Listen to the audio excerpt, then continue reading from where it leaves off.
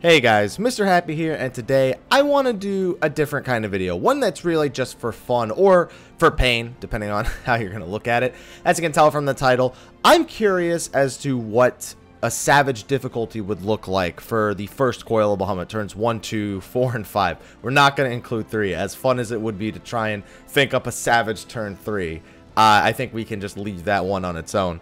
And especially because Yoshi P has said if the players really want, we will make a Savage first Coil, even if it may delay a Savage third Coil. I really think that the first Coil was riddled with exploits and problems that were indicative of what it was like when everybody was competing for world first on turn 5. How many bugs and problems were found in there, and just the way that the fights ended up being balanced and planned out. Even with more gear, some of those fights are just unbelievably easy. They're not even worth mentioning as fights anymore. And even back when item level 90 was the cap, there were some, like, turn 1 is literally just, alright, do a bunch of damage and heal the tanks. That was it. That's all it came down to. Even in item level 70 gear, you could do that in the first turn. So, I am ultimately very curious, and I have a few ideas of what I would like to see in Savage Coils 1 through 5. So I'm going to do the turns one at a time and introduce to you my ideas for what I would like for a Savage Coil.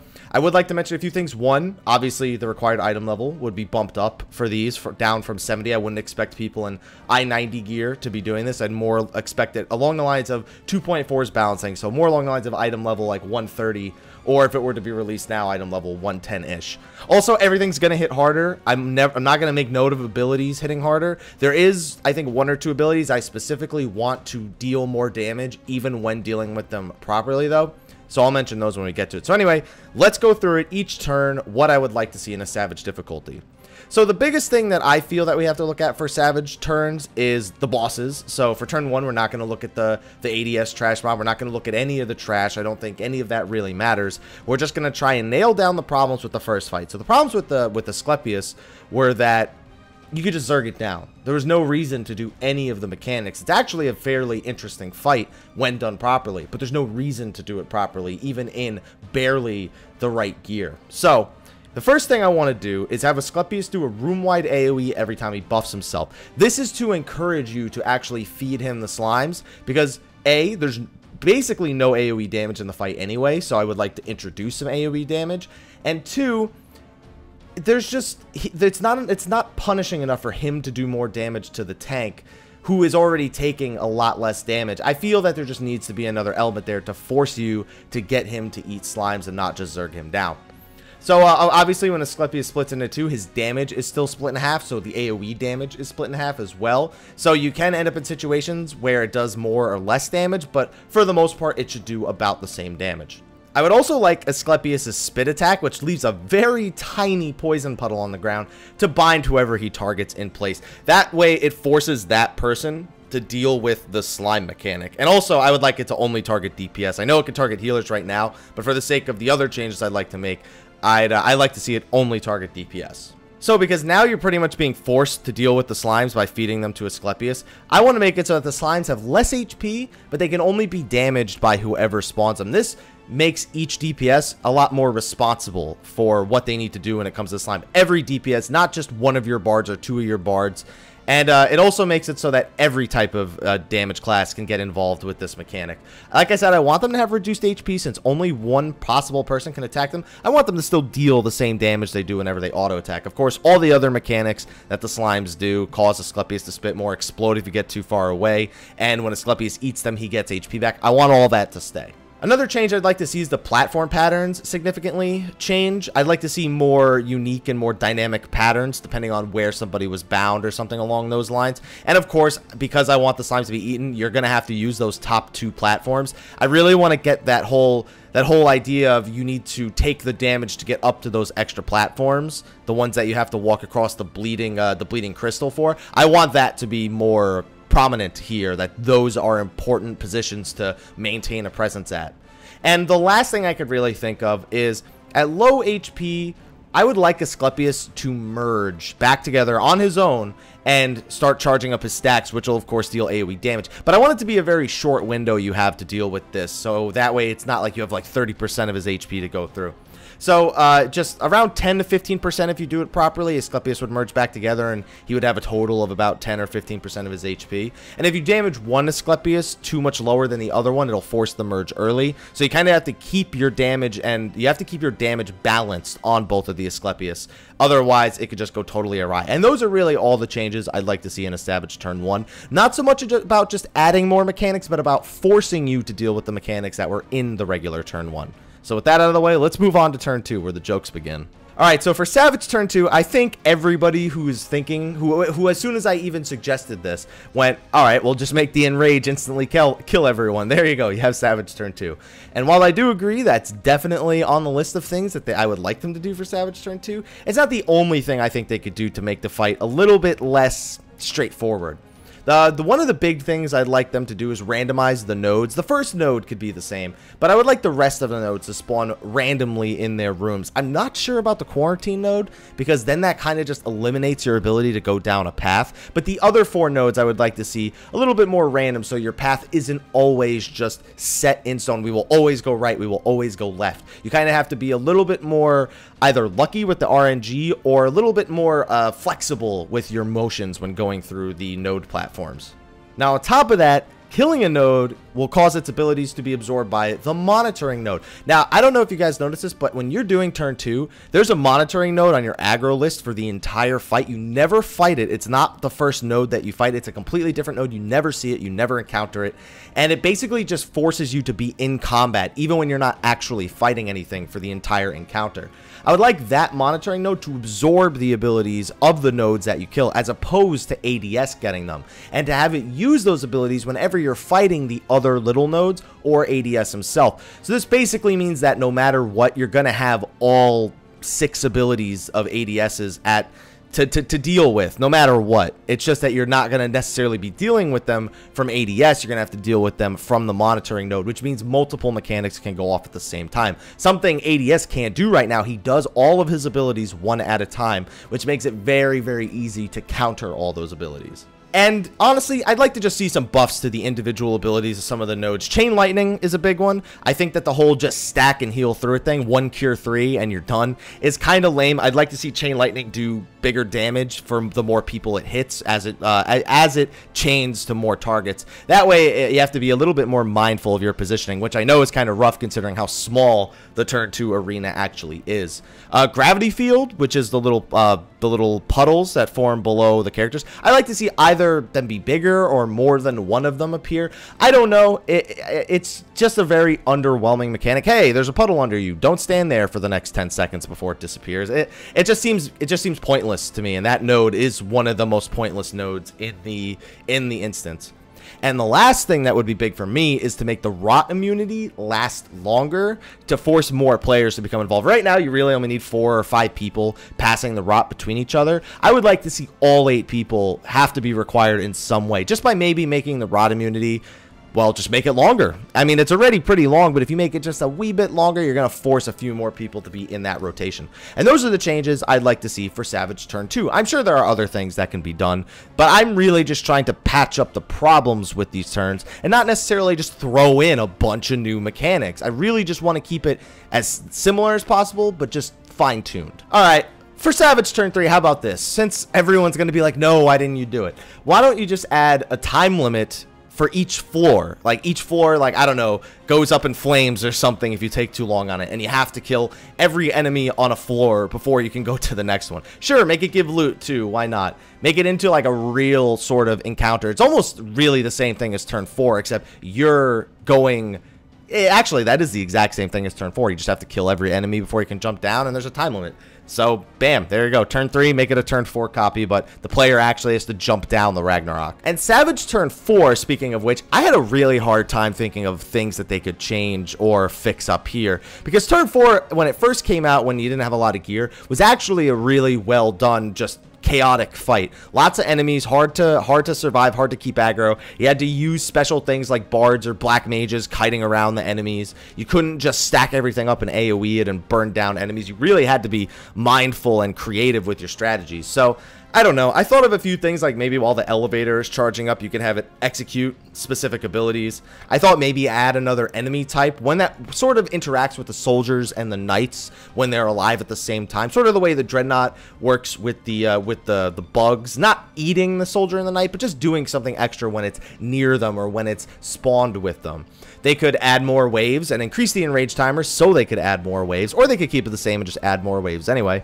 They can make the knights and the soldiers a little bit more resistant. Make it harder for like a melee to attack a soldier and break its stone skin. Like, make that stone skin way more proficient so you can't just bring 4 melee and power down the soldiers despite the fact that they have this physical damage stone skin. They can make Pox impossible to avoid so that you have to deal with it. You can't have one tank tanking 2 of those rooks because otherwise they're going to get 2 stacks of Pox and it's just going to be chaotic for you. They could also make the dreadnoughts punish the players in some way a little bit more efficiently so that you're forced to keep the spiders away from them as opposed to just feeding the spiders to them and dealing with the beefed up damage. There's a lot of different ways they could go about that, but and then they could just mix up the enemy waves if they wanted to. See, I didn't really have these ideas as set in stone as I did for 1, 2, and 5, just because there's so many things you can do, and there's not just one boss. There's just a bunch of enemies. You can really mix everything up and just create a whole new encounter really with it. And all right, but that's it for turn 4. So of course it's time for us to get to turn 5, which I'm sure is the one that everybody's really curious how you would change. So Savage turn 5, I actually had a little bit of fun with this, but I did try to hold back a little bit with what they could do. And again, I really am just trying to patch up the problems. And turn 5 was one of the most bug-ridden and just not very well made fights. It was just scaled so highly. You needed a lot of gear to be able to do this, to be able to beat the enrage and survive everything. So let's look at the mechanics and try and find ways to make things a little bit more solid, shall we? So for phase 1, this was the one I probably had the hardest time with, other than phase 2, coming up with a way of just making it harder. And the only things so the first 2 things I really wanted to do is really stomp out the whole 1 tank thing right away. So if Twintania and the Scourges are too close for a period of time, they'll deal increased damage, greatly increased damage, killing anyone probably. I didn't want it to be immediate because of the way the fight starts. It would be pretty unrealistic to expect the off tank to be able to grab all 3 Scourges and not have them go next to Twintania for like the first 5 or 10 seconds. So it takes a period of time to activate that buff. I'd also like to see Liquid Hell have no cast time, because even when you see them casting it, all you know is, well, there's a 1 in 8 chance it could be under me. If I move now, I might not get hit by it at all. Just have it have no cast time, have it hit somebody, and then have them react to it, as opposed to just running around like I don't know, like penguins. I don't know. Penguins don't run. But anyway, the only other thing I could think to do is to make the small ads a little bit stronger, and I thought of a bunch of different ways to do that. You could give the small ads mini dive bombs, so that way you have to dodge those right from the get-go. That felt a little bit severe for the very first phase, especially considering it's something you'll have to deal with within seconds of the fight starting. I thought maybe just give them a sort of pushback on the off tank, so he can't just tank them against the wall. He kind of has to be more mindful of where he's tanking them in case he gets hit by 3 of them in a row or something like that. I also thought of maybe having the pushback affecting other players so they couldn't just hug the wall right where you start. There's quite a few ways, but I'd like to see them have some sort of pushback mechanic to immediately get the walls of the arena into being an important aspect of the fight. Now for phase 2, this one was still difficult for me to think up, but I was able to come up. The first thing immediately was Infirmity. It has to be more severe than it is now, and I want to make it so severe that I want to make it so that if you are hit with Infirmity, if you are the tank hit by Infirmity from Death Sentence, that you take no healing, that all healing from all sources is reduced to 0%. Even Lustrates, even Benediction. I want to force that tank swap and not let healers get away with just lustrating through it. Even if I were to make it 99%, lustrate would then work through it, and then people would just go double scholar. I want to avoid that at all costs. So just no healing. Force the tank swap while it's mid-cast. Bam. Good to go. And then I thought about adding another mark to this phase other than the fireball and conflagrations, but I don't know. I'm not a huge fan of just literally adding another mark into this phase. I'd rather, again, tune the fireballs and the conflagrations to make them a little bit more severe, or savage, as one would say. So I thought of this. Make fireballs cause conflagrations to explode immediately, so you have to soak the damage of a fireball while freeing the conflagrated player, instead of just feeding it to it and then laughing about how much time you have to get that person out. Also, Targets hit by the fireball take increased fire damage, so they can't just soak it again the following time. You can't just have one person always in the soak group. You can't do that. Also, it prevents them from being targeted by the next fireball. Otherwise, that would just be ridiculous. It'd be kind of like Swarm from turn 6, but except you would absolutely die and there would be no way to counter it. And also, since they take more fire damage, they'll take more damage over time if they're trapped in a conflagration. I also want pets to not be able to soak fireballs. Otherwise, in this, people will just bring a bunch of summoners and a scholar and just be like, listen, we got 3 pets. We don't got to worry about that. We'll never have to worry about people with the fireballs not getting that because we'll have the pets soak it all. So I don't know, some way just make them have no influence. They could maybe take some damage, but still deal that full damage if it's only one player target inside of the fireball. And last but not least, I want to get the Neurolinks to be part of the fight immediately. I hate how the Neurolinks have almost no influence in the real fight other than Hatch and Ethereal Profusion. It just seems like a complete waste. 2 of those things usually end up being completely useless, and you end up really only needing one of them when it comes down to the end of it. So, I want to make it so that if you're not in a Neurolink with the conflagration, they'll explode much faster, as opposed to the whole however many people get hit by the fireball thing increases the speed. Just make it so that if they're not inside of a Neurolink, they have like barely any time at all. So it forces you to use the Neurolink for this phase for your conflagrations. And that's it for phase 2. I didn't want to change too much more than that. And phase 3, I really had a hard time determining what I would do here. I mean, the first and most important thing to me is to fix Twintania's dive bomb positioning. So you can't use that method where you hide in the little ditch. She kind of spawns inside of the arena and then charges outward. Just make her spawn on the outside of the arena and always charge in, so you can't use that little corner method in order to completely dodge the dive bombs with almost no effort. And for the ads, I couldn't think of anything. I could give a cleave to Asclepius. I can make them randomly wild rattle people for increased damage. But ultimately, the thing I thought would be the most interesting is to add an extra dive bomb phase. So instead of just 2 sets of dive bombs, you have 3 sets of dive bombs. And also add a second Asclepius and 2 more Hygeias total in the fight. So it'll be first wave 1 Asclepius, 2 Hygeias, second wave 1 Asclepius, 2 Hygeias, and third wave 2 Hygeias. That way it'd kind of be like you have to get the 2 stacks on the first one, then the 2 Hygeias from the second set, you need to get the 4 stacks on the first one and 2 stacks on the second one, and then you need to get the final 2 stacks on the second one and then kill him before finally having to deal with Ethereal Profusion. That means that at some point, one tank is going to be tanking an Asclepius and 2 Hygeia, and the other tanks are going to be tanking a super Asclepius, I guess. I didn't want to make them do more damage the more stacks they have. I think that the amount of damage that tanks will take from getting those stack explosions is already fairly significant, and that they didn't need anything more than that. Now, Phase 4, I really wanted to make this phase feel less disjointed from Phase 2. I mean, I wanted Phase 3 to kind of be that way too. I thought of making Fireball still go out while Twintania's not using Dive Bomb. I thought that might have been a little much. Just the extra Asclepius and Hygeia added enough of a dynamic, and the proper way of dodging dive bombs, not using the ditch, also just seemed like enough of a fix for that phase. But Phase 4, I really feel like Phase 4 isn't even as difficult as Phase 2. Like, even in the original fight, sure, Twisters can one-shot you. All you have to do is sidestep them a few steps. And the Dread Knight, all you have to do is stun it 3 times and kill it. Then it just comes down to if you have good DPS, and there's no raid damage at all during this phase. 0 raid damage. You either get one shot or the tank takes a big hit.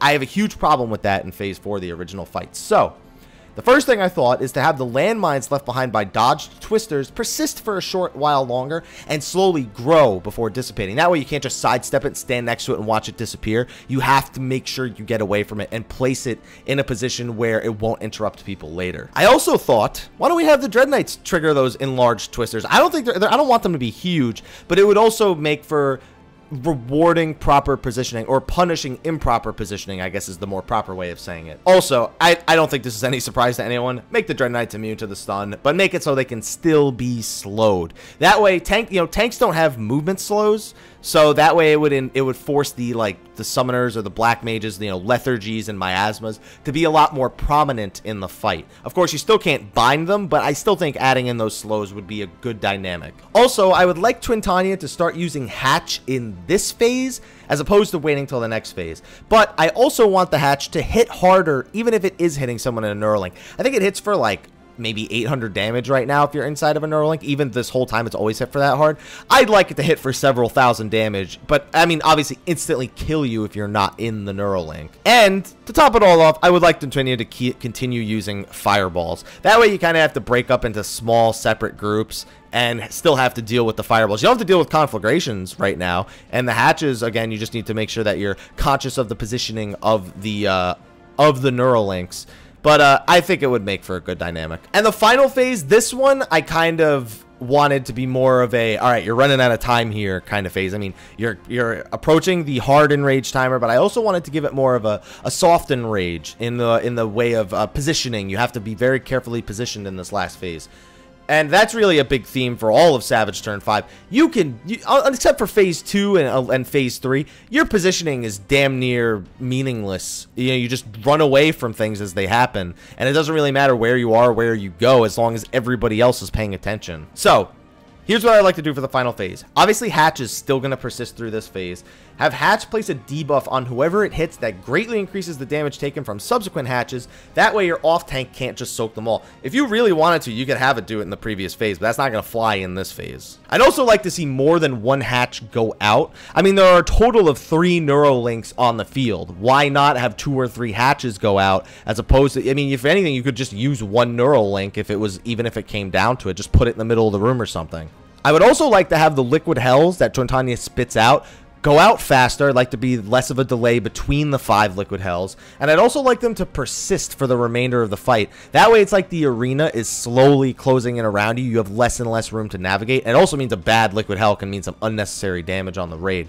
Speaking of which, speaking of the walls closing in on you, I thought it would originally be a cool idea if the arena walls actually slowly closed in on you now that Twintanya is at her full power.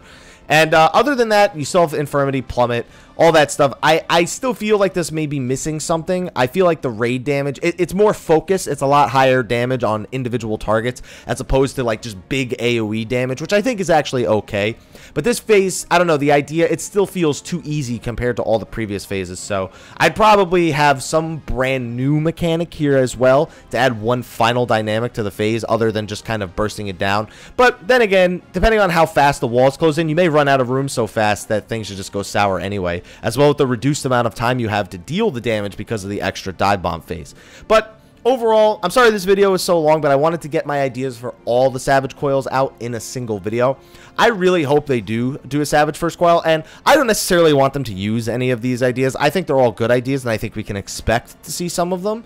But I am hoping to see some creativity and just seeing how they would design these fights now, if they really wanted to. Because let's be honest, Savage second coil is not just, oh, these are the original versions of the fight that weren't tested. No, they literally looked at all the cheese strategies people were using for the regular ones and went, okay, we're gonna fix that. And that's basically what I'm doing right here. This isn't a Type 0 version. They don't need the original data from Coil 1 on how the unbalanced fights would have looked. No, we just need a bunch of fixes to the very poorly designed fights that are part of the first coil of Bahamut.